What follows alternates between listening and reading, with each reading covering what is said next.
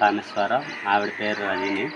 పుట్టినప్పటికి 8 టైంకి స్టార్ట్ అయ్యేటప్పుడు స్టార్ట్ అవుతా నుంచి రోడ్ అస్సలు బాగోదు. రోడ్ బాగోలేకపోతే మరి కుర్రోళ్ళని తీసుకొచ్చి 4 మోసుకొని వచ్చాము. గట్ట కట్టి తీసుకొస్తే కింద దాకా తీసుకొచ్చాము. అక్కడ వరకు తీసుకొస్తే అక్కడ దాకా 2 కిలోమీటర్లు ఉంటుంది.